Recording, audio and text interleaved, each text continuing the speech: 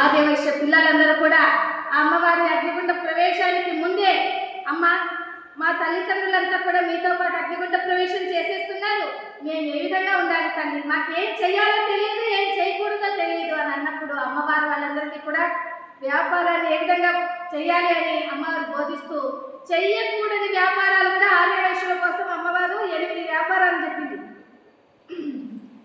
అమ్మా మీరు కాఫీ చెప్పమంటారా, నిద్రపోతున్నారు? జై భలో వాసవానికి. ఆ విధంగా ఆర్యవైశ్యులు చెయ్యకూడని వ్యాపారాలు మనకి 8 ఉన్నాయమ్మా. ఏంటో వ్యాపారాలు అంటే మాంసం వ్యాపారం, కట్టెల వ్యాపారం, గుంత వ్యాపారం, మెట్ట వ్యాపారం, బార్బర్ వ్యాపారం, అలాగే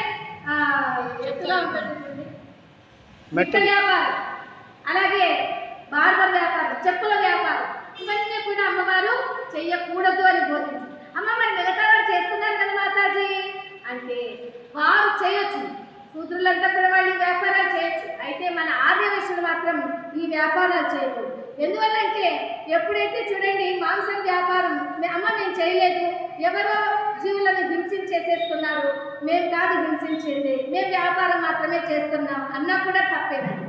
జీవహింస మహాపాపం కనుక జీవులను ఎప్పుడు కూడా హింసించకూడదు, అహింసతోనే మనం ఉండాలి, హింసకు దూరంగా ఉండడమే అహింస.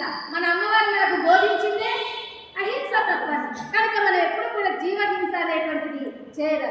ఎవరైతే ఈ జీవహింస చేస్తూ ఎవరైతే ఈ మాంసం వ్యాపారం ఇలాంటివన్నీ వ్యాపారాలు చేస్తూ ఉంటారో వాళ్ళకి సూర్యుని యొక్క వక్ర దృష్టి వలన వారికి ఆరోగ్యము అనారోగ్యమైపోతుంది, శాంతిగా లేకుండా ఉంటారు, వాళ్ళ కీర్తి అంతా కూడా నాశనం అయిపోతుంది, వాళ్ళకి అపకీర్తి వస్తూ ఉంటుంది. ఈ విధంగా మాంసం వ్యాపారం చేయకూడదు. తర్వాతది కట్టెల వ్యాపారం.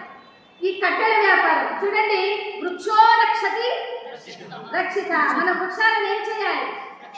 రక్షించాలి.